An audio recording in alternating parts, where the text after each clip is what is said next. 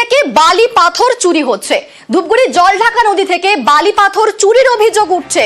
ওদলাবাড়ির চেল ঘিস নদীতেও বেআইনি খনন। আর্থমুভার দিয়ে নদী থেকে বালি পাথর চুরির অভিযোগ উঠছে। আমাদের সঙ্গে রয়েছেন প্রতিনিধি রকি। রকি, কি অভিযোগ সেখানে উঠছে? স্থানীয় বাসিন্দারা তারা কি দাবি করছেন? অনিন্দিতা, দেখো, ওভারলোডিং ডাম্পারের দাপাদাপি কিন্তু জাতীয় সড়ক থেকে গ্রামের রাস্তায় প্রাণ যাচ্ছে সাধারণ মানুষের। ক্ষুদ্র এলাকাবাসী থেকে শুরু করে পরিবেশ প্রেমীরা। অভিযোগ রয়েছে যে ধূপগুড়ি ব্লক এবং ময়নাগুড়ি ব্লকের যে জলঢাকা নদী রয়েছে সেখানে আর্থ রিমুভার মেশিন সেখান থেকে কিন্তু জেসিবি দিয়ে বালি ডাম্পারে ভর্তি করে জাতীয় সড়কের উপর দিয়ে দাপিয়ে বেড়াচ্ছে। সমস্তটাই কিন্তু পুলিশ প্রশাসনের চোখের সামনে দিয়ে ঘটছে। এরপরেও কিন্তু পুলিশ প্রশাসন কোনো ব্যবস্থা নিচ্ছে না। তার পাশাপাশি জলপাইগুড়ি জেলার অন্তর্গত যে ওদলাবাড়ি রয়েছে সেখানে চেল ঘিস নদীতেও কিন্তু আর্থ রিমুভার এবং জেসিবি মেশিন দিয়ে সেখানে পাথর তোলা হচ্ছে। আর যাতে ক্ষুব্ধ হয়েছে পরিবেশ প্রেমীরা দাবি করেছে গ্রিন ট্রাইব্যুনালের যে আইন রয়েছে তাকে অমান্য করে জেসিবি মেশিন বসিয়ে বালি অমান্য করেই পুরো বিষয়টি চলছে। বেশ, ধন্যবাদ রকি।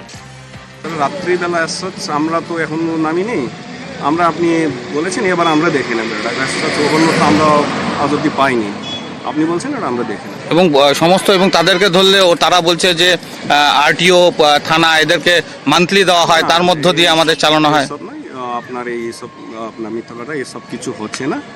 আমরা এটা চালিয়ে যাচ্ছি, আমরা অভিযান চালিয়ে যাবো। এখনো পর্যন্ত কতগুলো ফাইন করা গিয়েছে? ফাইন হয় না, আমরা কেস করেছি। 4-5টা কেস হয়েছে আপাতত, যারা ট্যাক্স ডিফল্টার, ফিটনেস ডিফল্টার।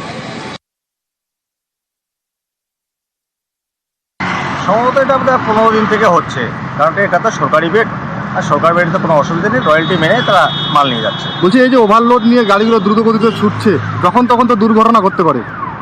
এটা আমি বলবো তারা একটু সতর্কভাবে গাড়ি চালাক এবং ট্রাফিক আইন মেনে চলুক।